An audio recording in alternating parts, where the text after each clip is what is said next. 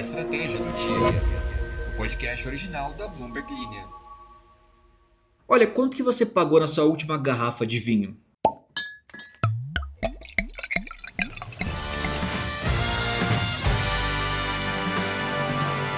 Olha esse número, R$ 1.640. Esse foi o preço médio das 100 melhores garrafas de vinho à venda no Brasil no ano passado. Mas vamos ser sinceros aqui, esse não é o valor que você paga ou que eu pago por uma garrafa. Ou seja, não é o valor que um brasileiro médio paga por uma garrafa.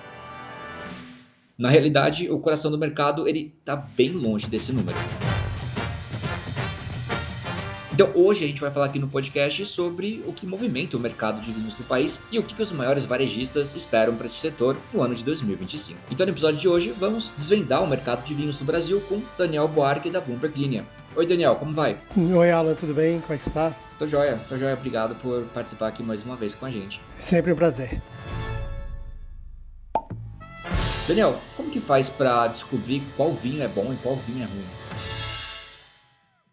Esse é um desafio muito complicado e que é a principal questão que pensa todo mundo que trabalha na área e todo mundo que vende, todo mundo que estuda essa questão do vinho, né? Uma das grandes referências que a gente tem são os guias, são os sommeliers, são as pessoas que fazem análises às cegas dos vinhos, né?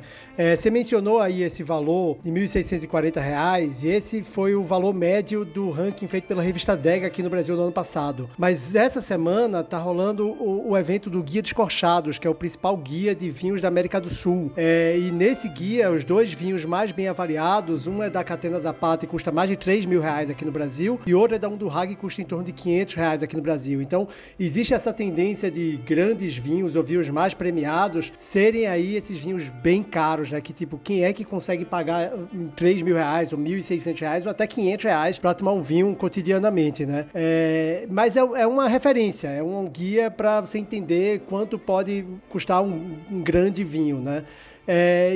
As pessoas no dia a dia vão analisando e tentando descobrir qual é o vinho que elas gostam e que cabe cada um no seu próprio bolso. Então eu imagino também que esse evento ele seja de alguma forma determinante para o valor desses vinhos, né? Conforme maiores notas, eles cobram mais pelos vinhos? Como que é isso? Na verdade, não necessariamente, né? Porque o vinho, o preço do vinho é determinado pela vinícola com base no quanto a vinícola gasta no total para produzir o vinho, e bons vinhos custam mais caro para produzir, porque são vinhos que tem que ter maior cuidado na própria videira, são vinhos que tem que ter uma colheita das uvas mais cuidadosa, que tem que ter um tratamento especial para fermentar o mosto, o suco das uvas e transformar em vinho, que tem que passar por um tratamento depois para envelhecer, amadurecer e melhorar, né? Então, existe o custo da produção do vinho, mas existe o custo do mercado, que é o custo da marca, é o custo da etiqueta, é o custo do luxo, é o custo da exclusividade. Tudo isso pesa também sobre o preço do vinho. Nesses guias, o teste é feito às cegas e, teoricamente, não se avalia essa questão das marcas, da etiqueta, desse lado do luxo. Seria uma avaliação mais às cegas que avalia somente a qualidade da bebida.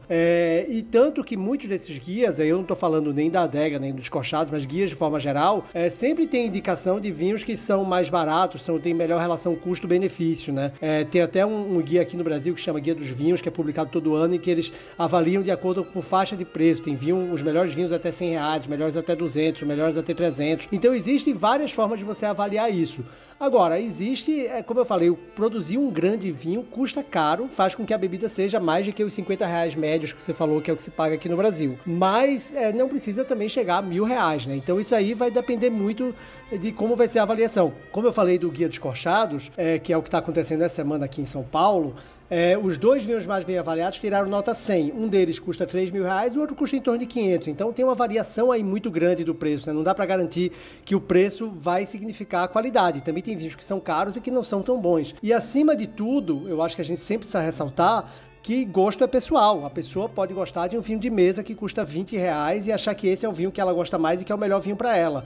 Então não existe um critério puramente objetivo. Existem custos para produzir, existem formas de avaliar, existem consensos entre especialistas, mas cada pessoa tem que tomar o vinho que gosta mais e que cabe no seu bolso. Afinal das contas, ainda tem um fator da subjetividade, né? Que é bom para você, vai ser bom para outra pessoa. Exatamente, cada pessoa tem que descobrir o vinho que mais gosta, né? Você começou me perguntando como descobrir um bom vinho. Existe uma palavra que as pessoas pessoas do meio usam com frequência, que eu acho muito interessante, que é litragem. Litragem significa dizer que a pessoa tomou muito vinho e conseguiu determinar, a partir do paladar dela, qual é o vinho que ela gosta mais. Então a grande questão é qual é a melhor forma de encontrar um bom vinho? É experimentando. Cada pessoa experimenta dentro do seu orçamento. A pessoa que tiver R$20 pode comprar um vinho de mesa, experimentar e pode gostar ou não. A pessoa que tiver R$50 pode experimentar vários rótulos nessa faixa de preço e descobrir os que ela gosta mais e ir escolhendo a partir disso.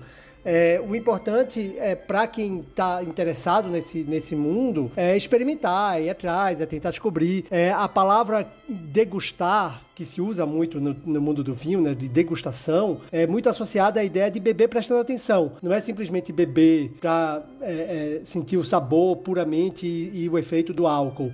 É dar um gole prestando atenção naquilo que está em cada garrafa, que está em cada bebida, para a partir disso desenvolver um repertório próprio e escolher o que você gosta de verdade de beber e direcionar a partir daí. Cada pessoa tem seu paladar, cada pessoa tem seu gosto e o mundo do vinho é muito variado, né? Tem oferta para todo mundo e para todos os preços, como a gente estava falando aí dos vinhos que são mais baratos. Sim, faz sentido. E obrigado pelo contexto, Daniel. Então, é sobre isso que vamos conversar aqui no episódio de hoje. Não, a gente não começou ainda, essa foi a introdução. Bom, o assunto é vinho, então até o final do episódio você vai descobrir se vinho precisa ser caro ou se não precisa ser caro. Se você bebe, legal, ótimo tema. Se você não bebe, também é útil porque você vai se colocar numa situação onde as pessoas vão estar falando sobre vinho. E tem que lembrar que tem cada vez mais oferta de vinho sem álcool, né? Quem não bebe álcool também pode experimentar por esse lado.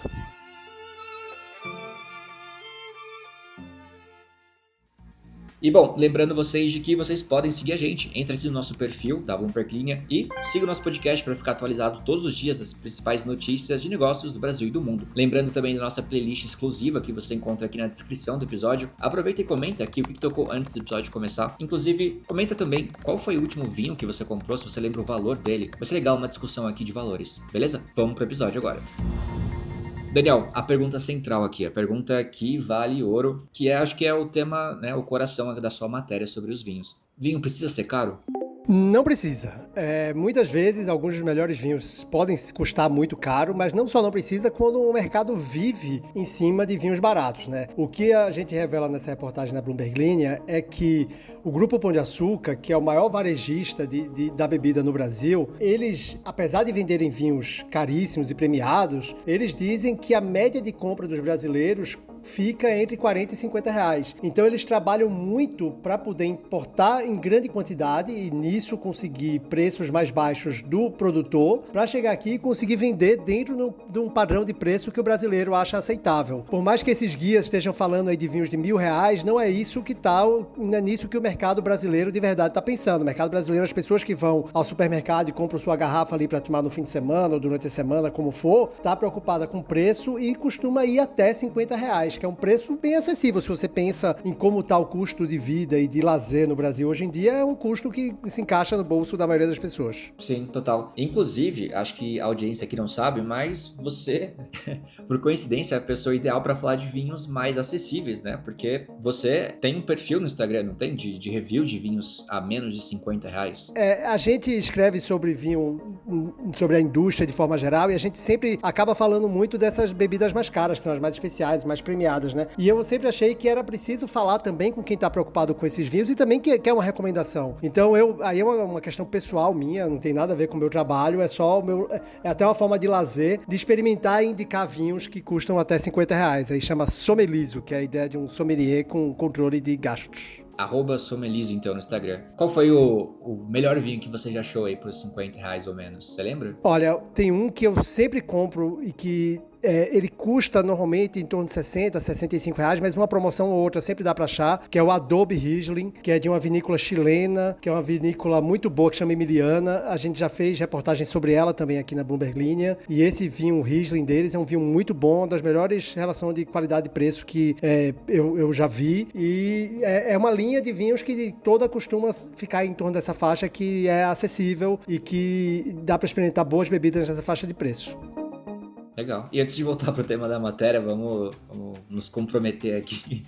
Qual o vinho que você sempre vê no mercado, aquele que, né, você sabe que vai ter na prateleira, que você não pega, que você não gostou, não indica? Olha, um vinho que costuma ter muita crítica das pessoas que entendem de vinho é um dos mais populares do Brasil. Então eu não vou nem falar mal dele, eu vou só colocar aqui de forma objetiva o que os sommeliers pensam e o que o público de verdade pensa. Eu acho que isso é um grande retrato dessa matéria sobre o custo do vinho. É o famoso reservado, que é o reservado da Conte Toro. É um dos vinhos mais vendidos no Brasil e é um vinho que é um vinho muito básico, muito simples, mas que é um vinho bem feito, um vinho correto, que não é ruim, mas que tá longe de ser um vinho muito bom também. Só que muita gente que entende de vinho e que estuda vinho, vira a cara pra ele, porque esse termo reservado é um termo que não quer dizer nada, nem legalmente, nem na indústria. É um termo que as vinícolas usam pra fingir que é um vinho especial, mas que não é. É um vinho mais simples, é um vinho de entrada, é um vinho mais barato que se faz, e é um vinho que se tornou muito popular, talvez por causa desse termo reservado indicar alguma coisa que as pessoas se interessam, mas que de forma geral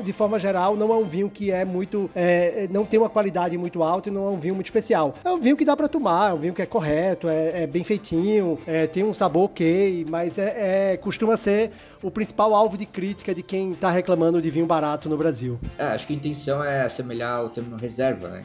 Que é alguma coisa dentro dos vinhos, né? Exatamente. A ideia de reserva, ela tem uma legislação diferente em cada país e normalmente está associado a vinhos que passaram por um tratamento mais especial, que envelheceram, que passaram por barrica de carvalho, por exemplo, ou que foram mais trabalhados e que por isso devem ser melhores e custariam mais. E aí o pessoal, acho que isso começou, se eu não me engano, no Chile, começou a usar reservado como uma forma de usar uma ideia parecida, mesmo que não tenha nenhuma regra por trás. Então são vinhos que não são feitos de forma especial, são feitos para custar pouco, para serem baratos, mas aí caiu no gosto do povo e virou vinho, é um dos vinhos mais vendidos do Brasil e é um dos vinhos que mais sofrem preconceito no meio de quem entende de vinho de verdade. Bom, na sua matéria você diz que, em geral, as pessoas estão mais interessadas, elas investem mais em vinhos de entrada, né? Que são aqueles vinhos mais fáceis de consumir, que as pessoas podem tomar em várias ocasiões e que são mais acessíveis. Isso quer dizer que o consumidor ele não está preocupado tanto com a qualidade, que ele vai mais pro preço, ou há um espaço para ele começar a investir, de repente, R$100, R$200 em garrafas? É difícil dizer o que está pensando o consumidor de fato, né? Eu acho que existe uma questão básica que é de economia. O brasileiro não tem, na média, dinheiro para gastar 100, 200 reais numa garrafa para tomar toda semana. Imagina, se você vai gastar 200 reais numa garrafa e você toma um vinho por semana, você vai gastar 800 ou 1.000 reais por mês só de vinho. É muito dinheiro. Então existe uma questão econômica. As pessoas compram o vinho que elas conseguem comprar e por isso elas ficam normalmente aí entre 40 e 50 reais, né? Mas nessa conversa com o diretor comercial do Pão de Açúcar, que é o Joaquim Souza, o que ele me explicou foi que, por mais que essa seja a média, as pessoas gostam de pagar nesse preço, que é o que encaixa no orçamento delas, as pessoas sempre têm aquela coisa do vinho especial, né? Tem aquele vinho que vai pagar 100 reais para usar numa festa, que vai num aniversário, numa celebração, numa data especial. Então as pessoas pagam um pouco mais para poder ter esse momento festivo, esse momento de comemoração, e acabam indo além desse orçamento básico, né? Então, eu acho que é uma questão de encaixar no que cada pessoa pode pagar e no que cada pessoa quer. No fundo, existem vinhos aceitáveis e vinhos bons e vinhos decentes que se encaixam nessa faixa de preço. Como a gente estava falando na introdução, o importante é só a pessoa descobrir aquilo que ela gosta e ir experimentando até encontrar coisas que se encaixem no gosto e no orçamento, né? Legal.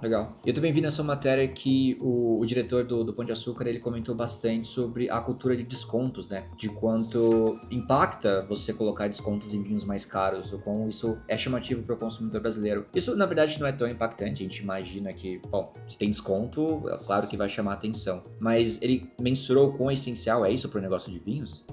Mais ou menos. A questão do desconto, eu acho que é um grande desafio para quem fala sobre vinho, porque as pessoas não entendem a precificação do vinho e o mercado precifica o vinho de forma que, às vezes, não se encaixa com o que as pessoas estão buscando. Uma pessoa que não estudou o assunto não sabe o que diferencia um vinho de 30, um vinho de 50, um vinho de 500, um vinho de 1.000 reais. Que é aquilo que a gente falou no começo, é o trabalho que dá para para produzir a bebida, junto com o status da bebida, a exclusividade dela, tem várias questões aí ligadas. Então as pessoas não entendem essa mudança de precificação. E o que acontece é que muitas vezes o próprio mercado se comporta como se não tivesse muita diferença, porque é tão comum você abrir um site, você ir numa loja e dizer, esse vinho, o preço dele é 200, mas ele agora tá por 30, sabe? Outro dia eu comprei um por R$100 de uma loja que dizia que o preço oficial dele era 400. Se o vinho tá dando 75% de desconto, é porque a precificação tá com algum problema também, né? E aí isso faz com que as pessoas criem uma certa aversão ao preço original e busquem sempre o preço em promoção. E aí faz com que as lojas invistam em fazer grandes promoções